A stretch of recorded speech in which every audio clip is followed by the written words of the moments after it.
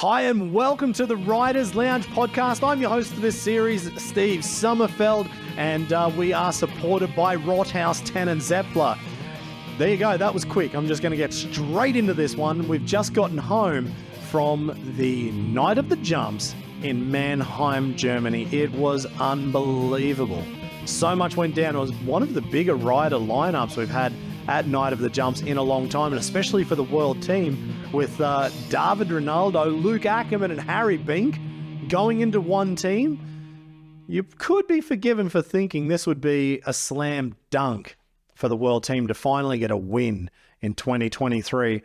But unfortunately, old Harry, well, he is a wizard, but it sounds like somebody's cursed him and he didn't get through to start the competition this time. He had a huge crash on the double backflip in training. Actually, before we get into this too much, if you want to know the results, head on over to the Night of the Jumps podcast. It's on YouTube, Spotify, Google, and Apple Podcasts, everywhere else. That's for all the wrap up, the results and all that sort of stuff. On this one, we're going to talk about some of the actual topics inside of the event. I'm not going to worry too much about points. So Harry Bink, he was coming back after that huge crash that we saw from him in Munich when he went for the backflip one-handed knack. The bike unfortunately bogged on him on the ramp. He had that huge crash, if you don't remember, and he wanted to come back. This was an event all about redemption for Harry. And 6 days before, he was definitely working on it. He went to X Games Japan. He'd been working on X Games Japan, and he told me he was working on something for Night of the Jumps for both events. Turned up in Japan. They jacked the super kicker up with about 10 pieces of plywood, maybe more. That super kicker was huge. We saw a double backflip, one-handed knack. Same trick that I said he had to crash on Munich, only this time he was doing it in a double backflip. And it's actually called a McFritz that we found out as I was doing a podcast with Clint Esposito. That was what it was called. And actually Mike Metzger invented it a long, long time ago. And thank you very much to John Matthews for cluing us up on the trick name, because I remember the McFritz. I just didn't remember it was a one-handed knack. I remember the name, didn't remember the trick. So thank you very much for that. So Harry ended up getting a bronze medal at that one behind Jacko Strong and Rob Adelberg, who both did the front flip no-hander. And that came with its own amount of controversy. And I'm sure you've probably already seen that. If you haven't, tune into the other podcast where we were talking about it. So Harry was feeling good. He flew in from Japan. He had a day to get over the jet lag. We went for a little bit of a bike ride around Mannheim, just to, settle things and just get ready for a big event. As he went into the training session though, jumping the Night of the Jump super kicker, which was on flat ground, not lifted on 10 to 15 pieces of plywood, obviously Harry had to get used to what a regular super kicker felt like. And after the crash, he actually said it felt pretty damn poppy. He felt like he had a good eye and a good feel for how much height he was getting, how much drop he was getting. So as he went for the double backy, he pulls super hard on the first one, and he spotted the landing halfway through the rotation and realized, yep, everything's good. I'm going to slow this one down and come in and just grease the landing. Unfortunately, he slowed it down just a little bit too much.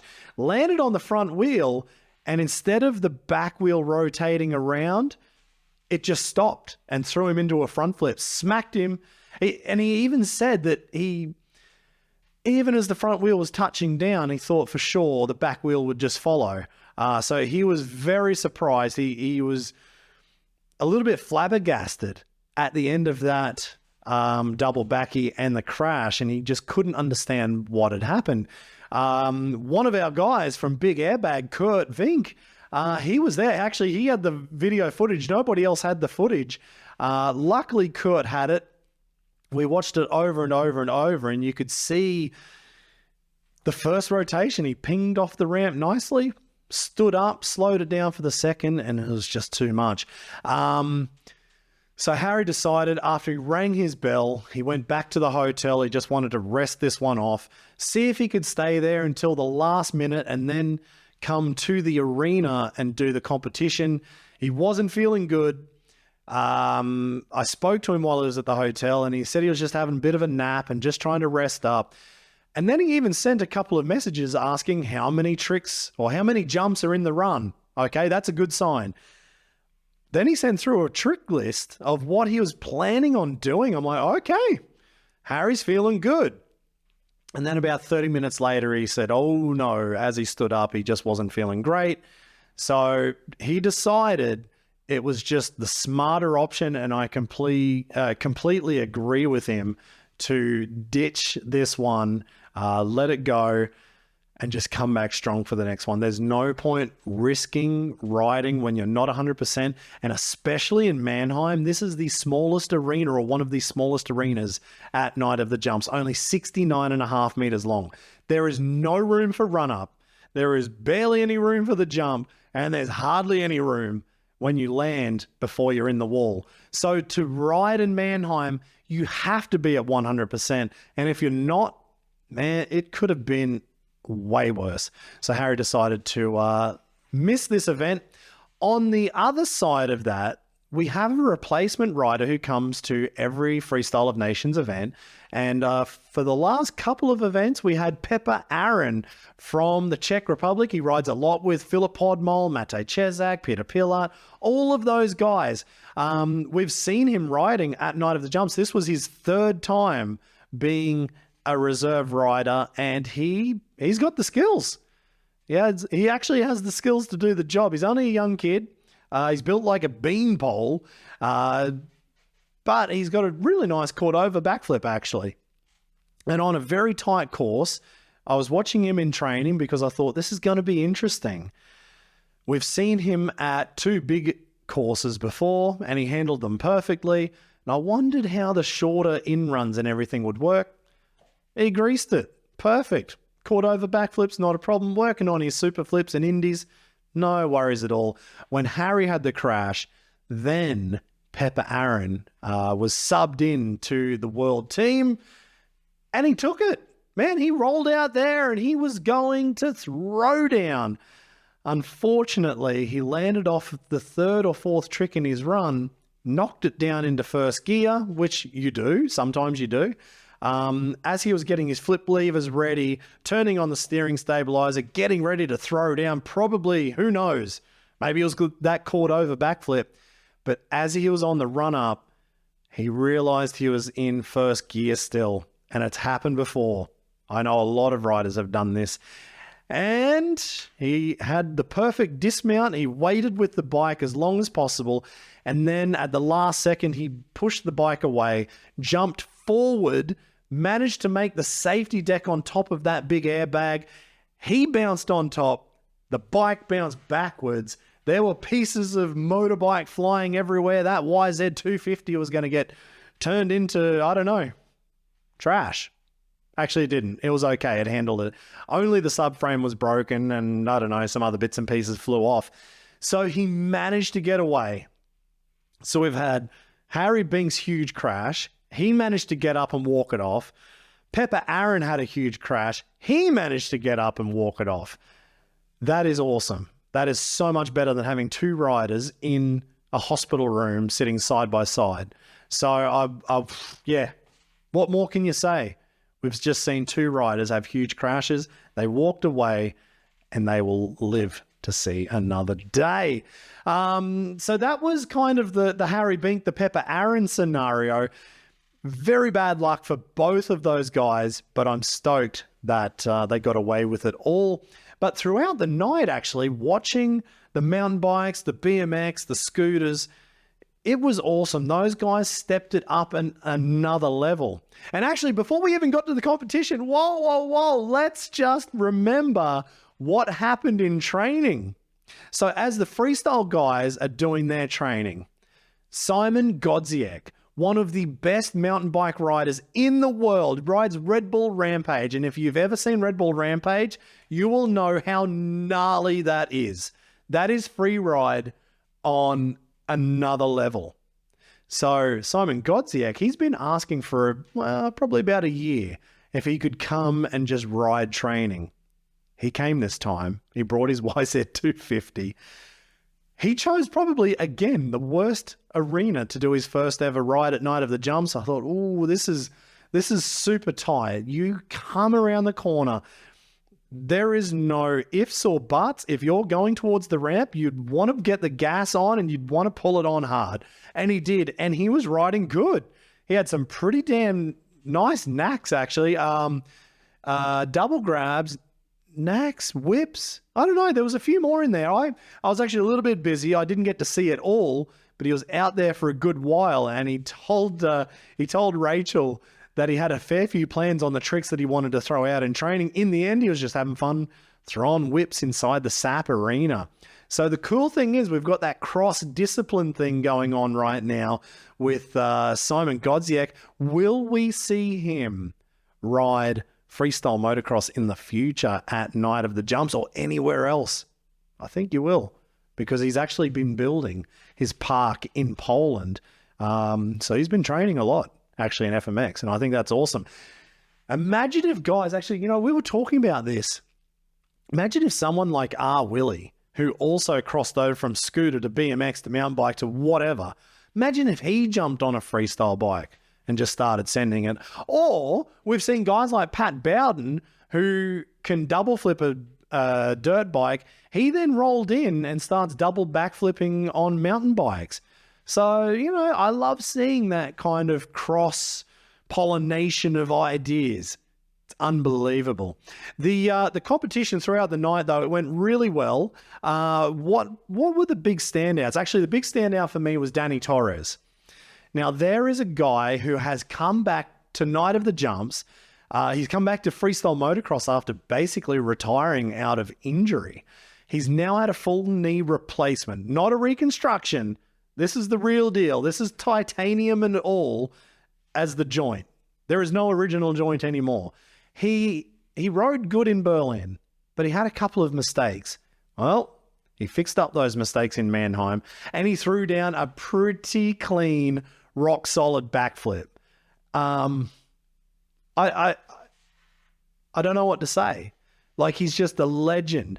And the fact that after having so much time off the bike, he can get back out there. He's riding a Yamaha. He's jumped off the KTM. He's on a Yamaha. And he's still throwing down the biggest tricks in the sport. So Danny Torres, he really impressed me. And he got 85 points. And I think that must have put him in fifth. No, that was fourth position. He got fourth overall. He was only beaten by Mark Pignol, who ended up in third overall for the night. And he had the Cali roll, which, again, talking about this small arena, I would say the hardest trick for anybody to do in Mannheim was the Cali roll, because it's not the trick that was so hard. It was getting to the ramp in the first place to ride side saddle with the right leg on the left-hand side, side saddle takeoff, then reaching back with the left hand in the grab. There's only 2 points of contact with the left foot on the foot pegs and the right hand on the handlebars, and I guess your backside on the seat. That's 3. That they can even steer and get close to jumping the ramp. Every other trick, you come around, you're riding normal. But for that Cali roll, Pignol and Maikel Melero found it incredibly difficult. So Pignol, he threw down the body varial and a front flip in his run. He was looking super clean. Maikel Melero, same thing again. Cali roll, exact same style. Front flip as well. And then he threw in a front flip no-hander as the double up. But Luc Ackermann, well, he wasn't having a bar of it. The only thing Luke didn't do that those other guys did was the Cali roll, was a body varial. What did Luke do? Double backy, as you can imagine. Front flip, of course. He jumped every ramp on the course. 360. And the only rider to jump the quarter pipe and did his first flare on an airbag, which I feel we will see that more. we will see that more. And probably when those, like we do have a wedge actually that lifts the airbag up even higher. That's the next gen wedge. And I think that's where we'll start to see more quarter pipe variations. And that's the whole idea. I'd love to see, like we've actually got a couple of 2, 3. I think we've got 3 quarter pipes there. Imagine the different locations we could have a quarter pipe where they can go higher and have more time to throw out bigger quarter pipe variation. I think it'd be awesome. This synchro competition, that was tough. That was the same problem again with the small arena, trying to get 2 riders to take the run up at the same time. Every team had dramas. It was tough for everybody. And it was only lucky for Luc Ackermann and David Rinaldo that they took the win, because even both of them on the cliffhanger, they both made a mistake, but in the end, the mistake was synchronized. Like, did that help them win? I don't know. That's about the closest I can get to saying that helped them win. And Richard Zelinka, he was back. The scooter guy from Czech. He is one of the best in the world. And to see him take that roll in with these tiny little wheels, I just don't even know how he doesn't blow out from the G-forces as he hits the ground. But man, he's under control. So it was good to see him throwing twisters. I think he went for a 1440. He just didn't land it. But yeah, he was one of the highlights of that event. So after 4 rounds of competition, Luc Ackermann, he's got a clean sweep right now. If anything happens between now and the 5th round of competition at Night of the Jumps, Maikel Melero would be the only rider who can possibly beat Luc Ackermann for the World Tour Championship at the end of this year. At the moment. Anything can change, but I'm just putting it out there. But it is actually quite a tough battle between Podmol, Rinaldo, and Filip Podmol, who could be in 3rd, potentially 2nd place. Yeah, that is actually very tight. 52 to 48 to 44 points. There's not much separating those guys after 4 rounds of competition. So there you have it. That's Night of the Jump so far. We've got one more round. That's in Zurich on September 9th for the Freestyle of Nations. It looks like we might have a few more rounds as well overseas. We could be heading to South America. We could be heading to Asia. We could be heading to the Middle East. And there may be Africa on the cards as well. Who knows? There might be an Australian round in there. Keep your eyes peeled. We will have more information. That will be on nightofthejumps.com. I'll have some information here as well on the Riders Lounge podcast, where we do everything from Night of the Jumps, X Games, Nitro World Games, MOD, X Pilots, X Games. I already said X Games. Who else has got an X in it? X Nights? Gladiator Games? Everything's a Games or a Night or a X or whatever. Whatever event it is, we'll cover it here. Got plenty more interviews coming up, so thank you very much. Keep your eyes peeled and your ears open. There's more podcasts to come. Catch you later.